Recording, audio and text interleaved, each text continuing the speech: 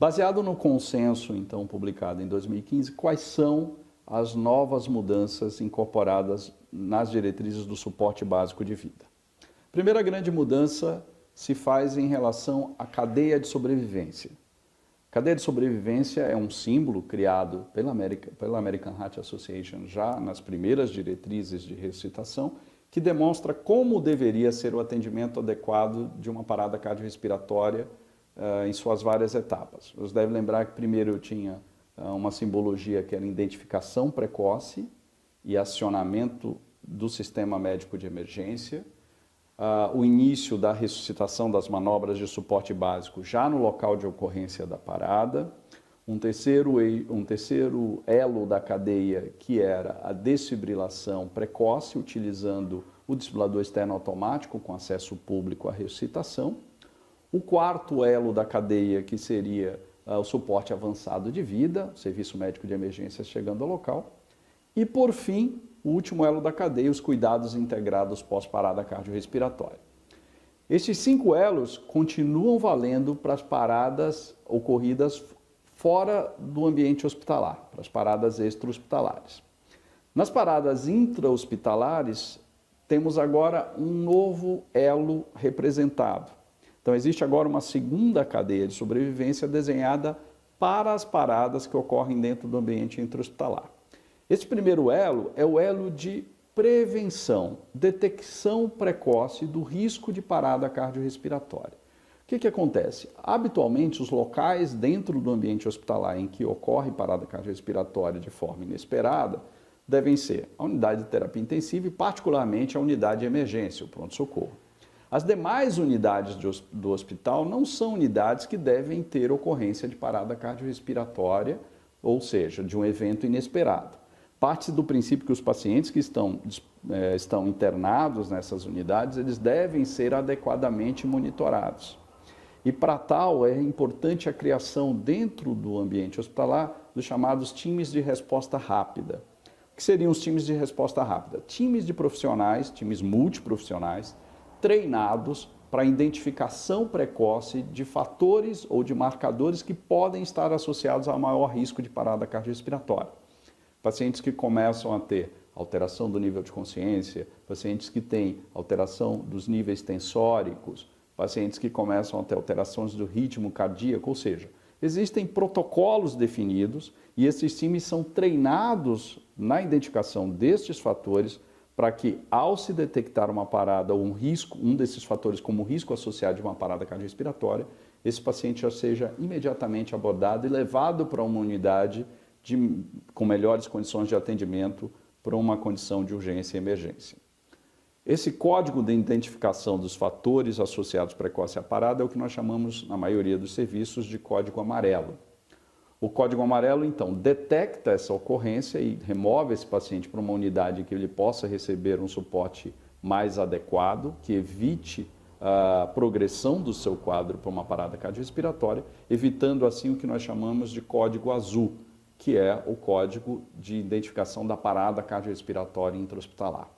Então, se espera que este primeiro elo de prevenção, quando ele é adequadamente desenhado e forte no ambiente hospitalar, ele faz com que eu tenha cada vez mais no meu hospital códigos amarelos, ou seja, meu time está treinado para identificar precocemente o risco de parada cardiorrespiratória associada, e cada vez menos códigos azuis, que são paradas que ocorrem no ambiente fora do ambiente habitual dos departamentos de emergência da unidade de terapia intensiva. Essa é uma primeira mudança, uma mudança de preocupação com a prevenção da parada cardiorrespiratória dentro do ambiente hospitalar. Segunda mudança importante que nós temos nas novas diretrizes de suporte básico de vida. A sequência de avaliação dos pacientes. É importante que os pacientes possam ser avaliados nos seus diversos aspectos relacionados à parada de uma forma mais rápida e simultânea. Eu não preciso fazer aquela avaliação muito step a step, como nós fazemos na diretriz anterior. Primeiro uma avaliação de nível de consciência, depois uma avaliação de pulso, depois a necessidade de chamar por ajuda, enfim. Isso criava etapas que facilitavam, de certa forma, o aprendizado, mas retardavam o início das compressões torácicas, que é o ponto principal durante as manobras de suporte básico de vida. Portanto, hoje em dia você faz esta avaliação de forma simultânea de acordo com a nova diretriz, ou seja, você avalia o nível de consciência e ao mesmo tempo já está avaliando o pulso, avaliando a respiração, pedindo por ajuda.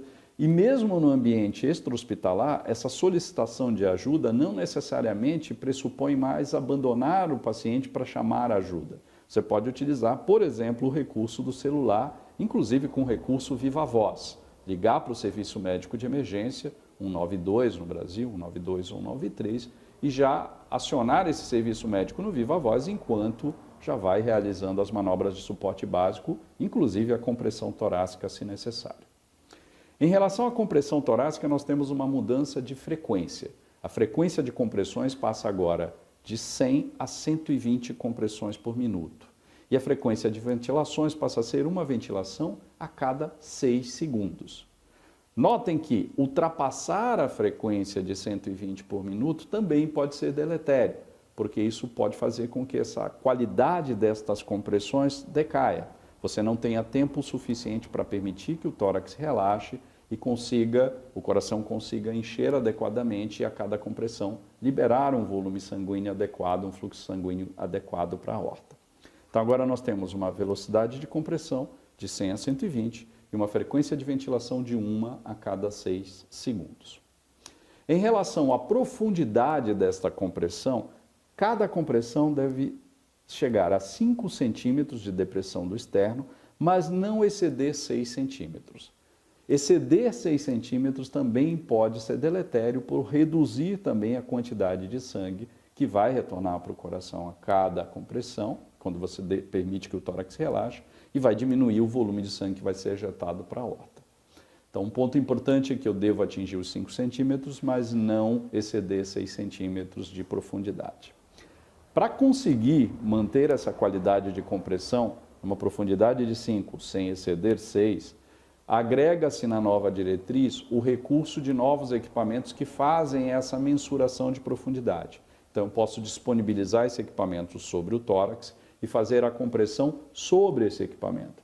Estes equipamentos, alguns já disponíveis no Brasil, esses equipamentos permitem que eu mensure qual a profundidade da minha compressão e também permite que eu possa dizer se o meu tórax retornou para a posição correta a cada compressão. Um novo conceito também agregado na nova diretriz e focado nesta preocupação de qualidade da compressão torácica é o conceito de fração de compressão.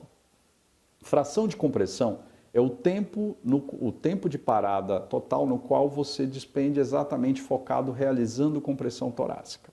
Explicando melhor, quando eu começo a fazer manobras de ressuscitação, o meu cronômetro começa a correr de forma contínua. Para que eu meça a fração de compressão, eu posso imaginar 2 cronômetros. Um que vai contar o tempo completo da ressuscitação e o outro que vai ser interrompido periodicamente toda vez que eu interrompo a compressão para fazer algum tipo de manobra.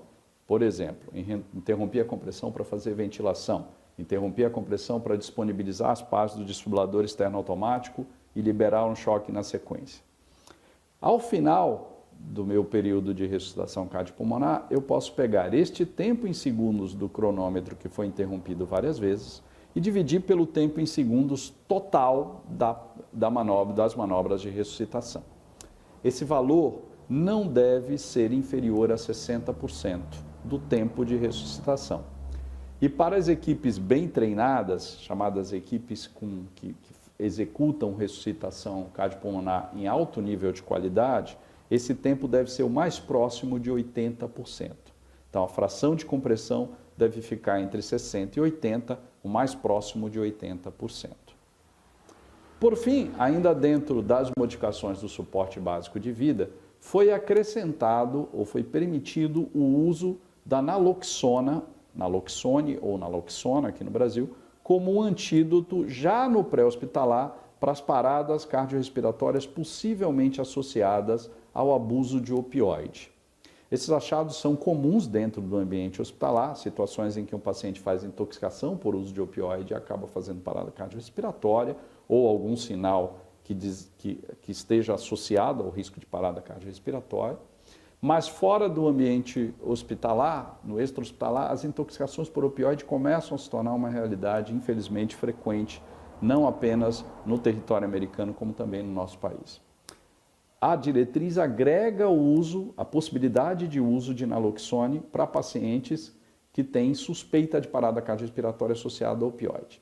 A única dificuldade é que essa apresentação da naloxona, ou naloxone, ela deve ser intranasal ou intramuscular, e nós não temos disponível estes equipamentos ou essa forma de administrar a naloxona no Brasil. Infelizmente, no Brasil, nós só temos disponível, no momento, a naloxona para uso intravenoso e, na maioria das vezes, disponível apenas nos serviços hospitalares ou nas ambulâncias de suporte avançado pré-hospitalar. Isso restringe um pouco o uso desta recomendação já de imediato em nosso território.